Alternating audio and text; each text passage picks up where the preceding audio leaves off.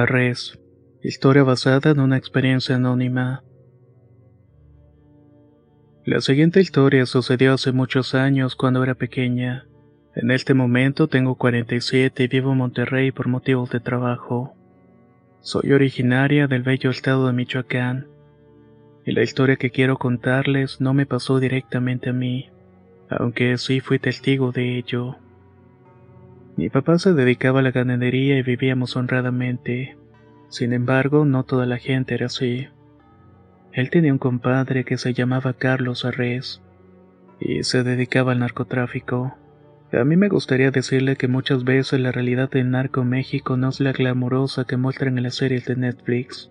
Los cárteles llegan a comunidades o pueblos indígenas donde la gente no tiene otras oportunidades de crecimiento. Y este empleo es la única manera de tener un mejor futuro, así que lo toman. En mis tiempos, la maña no era como ahora que prácticamente tiene intimidado todo el país. Carlos sembraba hierba y la vendía en los pueblos de los alrededores y le daban un buen nivel de vida. No tenía carros, casas y yates, pero sí una casa grande donde estaban sus 5 hijos y su esposa. A mi mamá no le gustaba que mi padre se juntara con él, pero la amistad entre los dos era casi como el cariño de hermanos.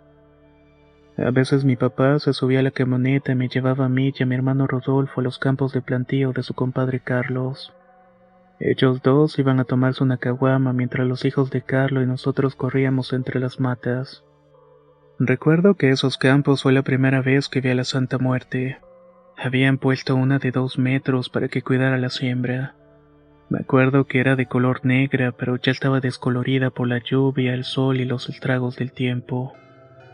En mi ingenuidad la relacionaba con la Virgen por el manto, hasta que una vez le conté a mi mamá que Carlos Arres tiene una virgen con cara de calavera, a la cual por cierto le dejaba dulces y le rezaba todos los días.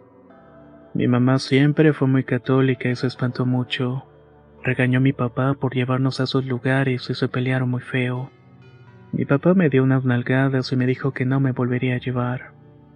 Si no mal recuerdo, yo tenía unos 9 años en ese entonces, y su amenaza me dolió mucho porque hizo una buena amistad con uno de los hijos de Carlos llamado Lorenzo. De hecho, él era de la misma edad que yo. Mi papá cumplió su promesa durante un tiempo y no me llevó. Me sentía triste porque yo quería ir, así que se me ocurrió pedirle a la Santa Muerte que le quitara a mi papá el enojo y me volviera a llevar. Como a las 2 semanas mi deseo se cumplió y regresé a jugar como antes. Para mí esa fue la prueba indudable de que la Santa me escuchaba y hacía posible mis deseos. Hasta la fecha mantengo esa fe y me he encomendado su cuidado en varias ocasiones. Pero eso es para otra historia. El caso es que una tarde, mientras mi mamá le volvía a recriminar a mi padre su amistad con Carlos, escuché que le dijo lo siguiente: ya deja de juntarte con ese bandido, porque si un día se mete en problemas te va a llevar de corbata. A mí me dio mucho miedo la posibilidad de perder a mi papá y fui corriendo a hincarme a un lado de la cama para pedirle a la Santa Muerte. Quería que protegiera a mi padre de todos los peligros. En ese entonces tenía tanta fe y por eso no me preocupé demasiado. Luego, con el pasar de los meses, el compadre Carlos Arrel tuvo un hijo y organizó una fiesta para festejar el bautizo. Hubo mucha comida, músicos y alcohol. Mi papá estuvo invitado como el de pensarse, pero mi mamá no lo dejó ir. Se inventó que tenía un dolor de estómago y que necesitaba ir a la clínica de urgencia. Mi papá pudo hacer muchas cosas, pero nunca desatendió a las necesidades de la familia, así que se subieron a la camioneta y se marcharon. La clínica más cercana estaba como a 3 horas del pueblo, y un ir y venir era perder todo el día prácticamente. Cuando mis papás llegaron ya eran las 11 de la noche y estaban cansados. Se acostaron a dormir, pero mis hermanos y yo no teníamos sueño, nos quedamos a ver la televisión.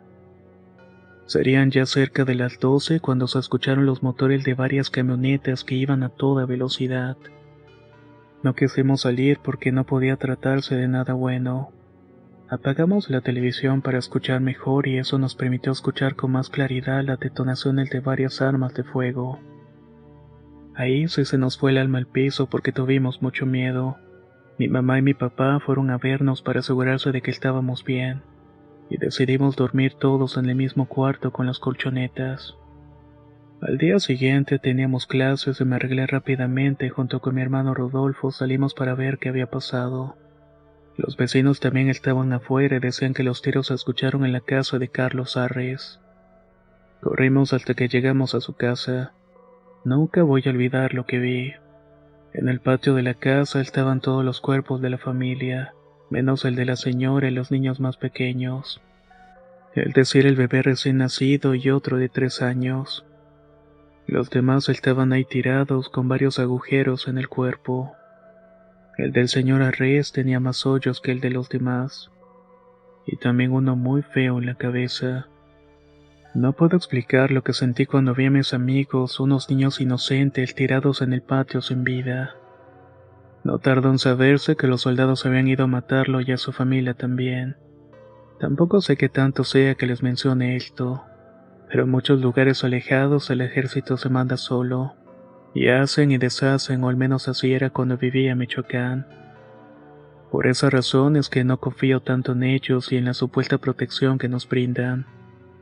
Según supimos, a la señora y a los bebés los fueron a perder a un camino para que se fueran. Al menos tuvieron esa cortesía, aunque hasta la fecha no sé qué fue de ellos. En mi casa no dejábamos de pensar en la suerte que tuvo mi padre al no ir al bautizo, ya que seguramente también lo hubieran fusilado. Esto más que suerte para mí fue la protección que le había pedido a la Santa Muerte. Ir al velorio de los Arres fue muy pesado y triste, ni mencionar ir a su casa a rezar los 9 días por su descanso eterno. Mucha gente decía que podían ver a Carlos caminando rumbo a su sembradío, siempre de las manos de sus hijos como lo hacía cada mañana. Yo nunca vi su espíritu, pero mi hermano Rodolfo asegura que una tarde mientras pasaba por la casa de los Arres, pudo escuchar que dentro había un baile y música. He escuchado que los momentos tristes se quedan suspendidos en el tiempo y no desaparecen, y tal vez ese momento del bautizo de los Arres se quedó impregnado en las 4 paredes de su casa. Mi mamá es de la idea de que ellos estaban condenados en el infierno por la vida que llevaron vendiendo una planta ilegal. Pero mi papá llegó a decirme que la santita vino por él, y que seguramente le dio una muerte sin dolor. Ahora está descansando en el otro mundo feliz con sus hijos. Yo comparto esa idea, porque la muerte más que un castigo es un descanso.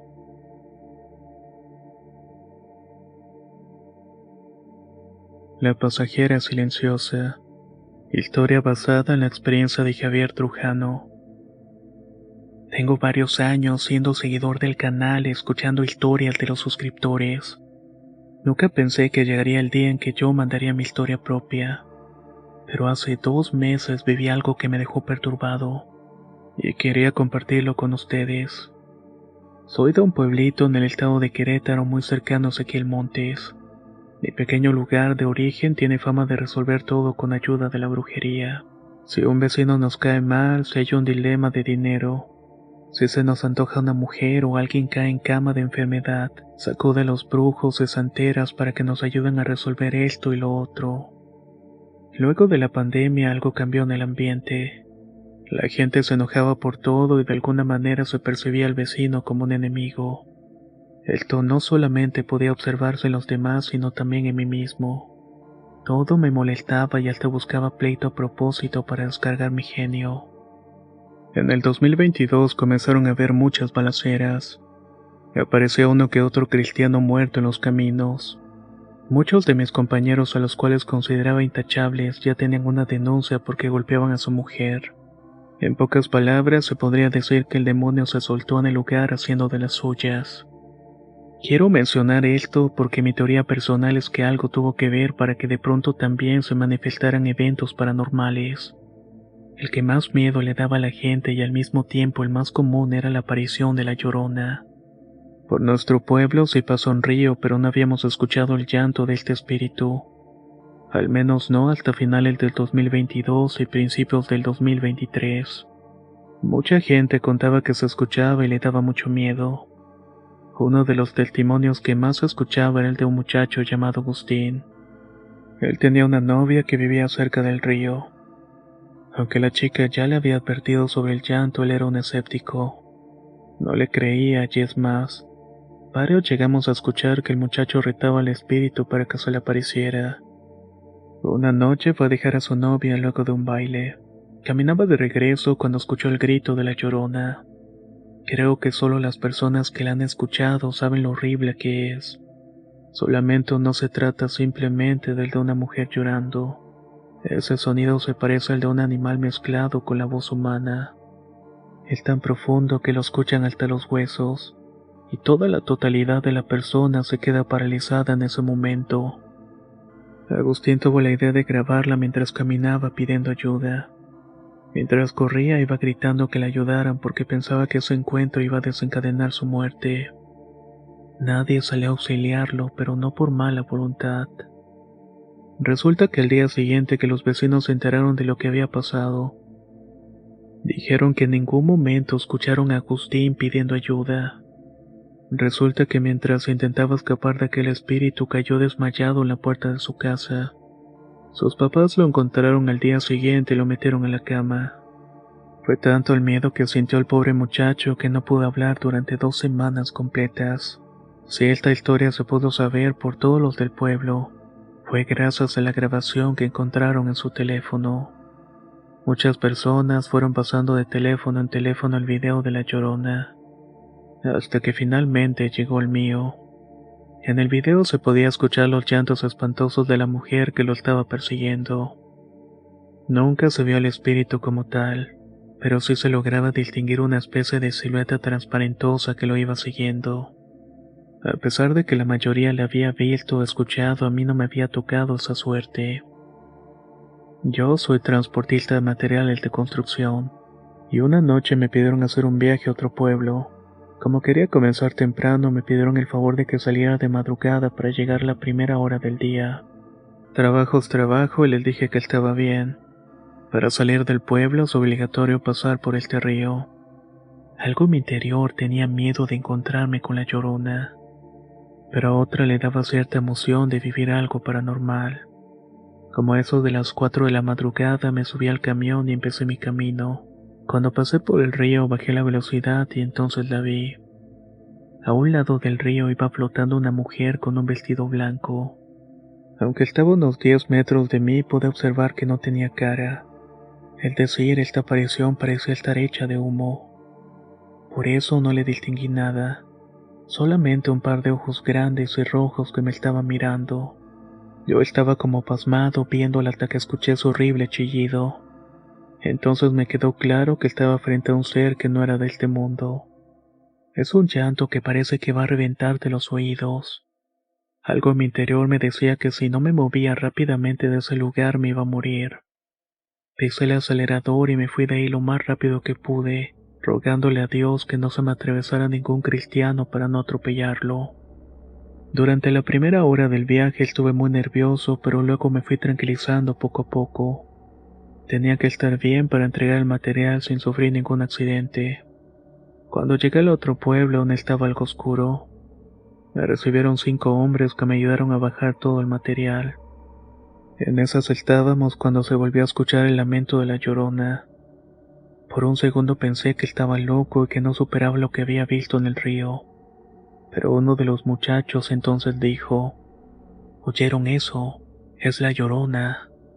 Otro comentó que eso era raro porque no habían ríos. Un nuevo llanto nos interrumpió, y pude ver claramente en la cara de los señores un miedo que no se puede describir con palabras. El más chico de los que estaba ahí tendría unos 20 años. Él fue el que señaló hacia el frente y gritó: «Miren, ahí está». Todos volteamos y en efecto a lo lejos se podía ver la misma mujer de blanco que presencié horas antes en el río. Yo comencé a ponerme muy nervioso y dije: «Es ella, es la Llorona». La visión duró a lo mucho 1 minuto y luego desapareció. Ya ni siquiera nos importó bajar el material. De alguna manera necesitábamos asimilar lo que había pasado. Uno de ellos ofreció cigarros y aunque no fumo le acepté uno y lo prendí. Cuando ya me sentía más tranquilo les conté lo que había pasado antes. Ellos me dijeron que el espíritu de la Llorona se me había pegado y por esa razón la traje de pasajera sin darme cuenta. Como dije, esto pasó hace poco, pero desde entonces no la he vuelto a ver. Sé que puede parecer exagerado, pero solo escucharla mencionando me pone nervioso. Me da miedo imaginarme que estuvo sentada al lado mío, en el asiento del copiloto sin que yo me diera cuenta. Prácticamente estuvo viajando conmigo en todo el camino. Créanme que es real lo que les estoy contando, y ojalá nunca tenga la mala fortuna de escuchar su horrible lamento.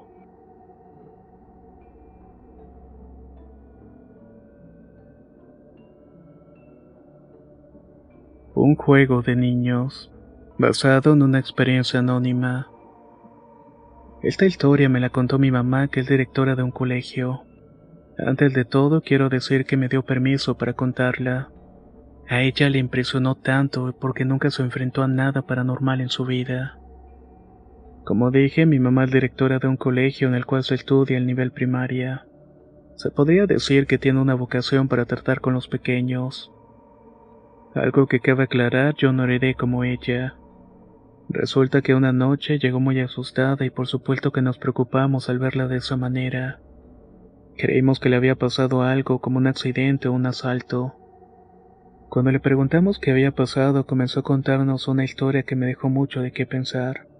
Resulta que ese día, a la hora del recreo, una de las maestras llevó a 2 niños a la dirección. En las manos de la profesora llevaba una tabla Ouija, y le dio la queja a mi mamá de que los niños de sexto encontraron a los 2 pequeños de segundo jugando con la tabla. El intendente tuvo que entrar por ellos porque no querían salir, no por el temor de ser regañados, sino porque ellos aseguraban que un niño más estaba en el baño, y que era el que estaba moviendo la tabla y tampoco los dejaba salir. Dice mi mamá que los 2 pequeños de segundo año tenían los ojos llorosos y literalmente estaban temblando del miedo. Mi mamá no supo qué hacer. Luego de meditarlo un rato, decidió marcarle a sus padres y suspenderlos por el resto del día. Cuando llegaron los papás, tuvo que explicarle la situación. Los pequeños no se pudieron librar del regaño, pero al menos se tranquilizaron cuando llegaron sus papás. La maestra que llevó a los niños regresó un rato después para hablar con mi madre. Ella le dio la sugerencia que debería mandar a bendecir las instalaciones, porque esos juegos abren portales y los espíritus pueden quedar sueltos. Mi mamá estuvo a punto de reírse porque ella estaba convencida de que solamente era un juego para niños, pero le extrañó que la maestra lo dijera con tanta seriedad. Sin agregar mucho, solamente le contestó que lo iba a considerar. El día fue transcurriendo con normalidad hasta que llegó la última hora. Estaba revisando algunos pagos de las colegiaturas cuando llegó otra profesora. Era la que impartía el sexto grado y además llevaba una niña con ella. En cuanto la vio, mi mamá reconoció en la pequeña un gesto que ya había visto antes. Era la misma cara con la cual habían llegado los 2 pequeños del segundo. Mi mamá le pidió a la niña que dijera por qué la llevó la maestra. Entonces la pequeña comenzó a decir que en medio de la clase tuvo ganas de ir al baño. La maestra le dio permiso y ella fue hasta este punto y todo normal. Sin embargo, cuando pasó por el baño de niños, vio que uno estaba ahí. Se encontraba en cuclillas en la entrada y de espaldas. Ella se quedó parada esperando que el niño volteara por inercia y ver si podía reconocerlo.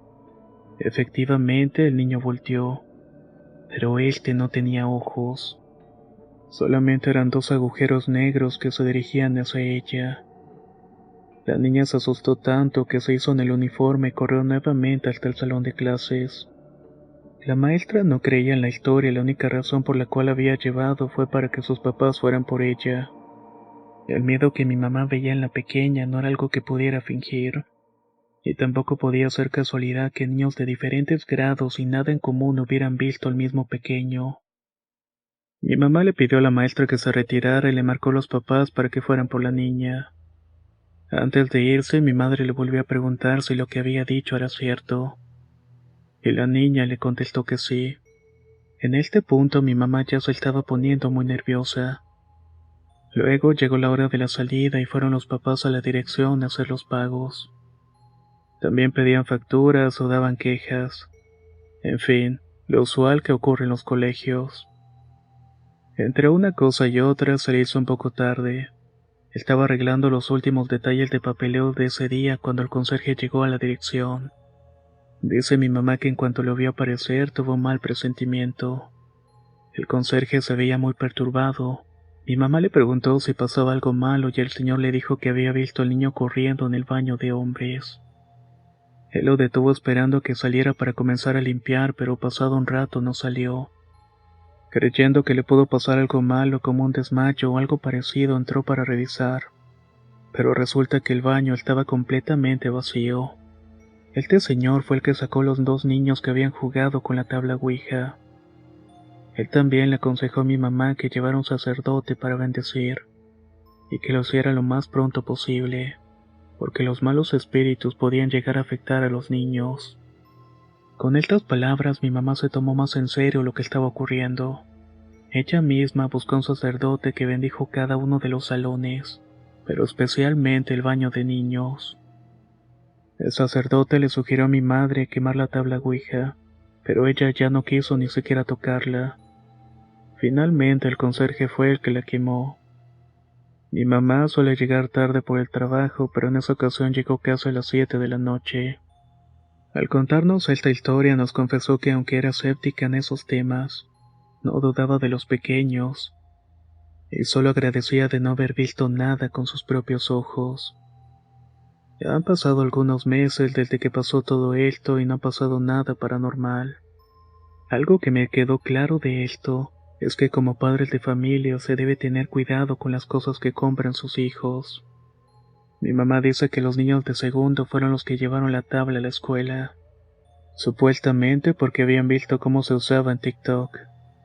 No estoy sentenciando esa plataforma, pero sí se debería supervisar las cosas que ven los pequeños, ya que en su inocencia quieren explorar todo lo que les resulte desconocido.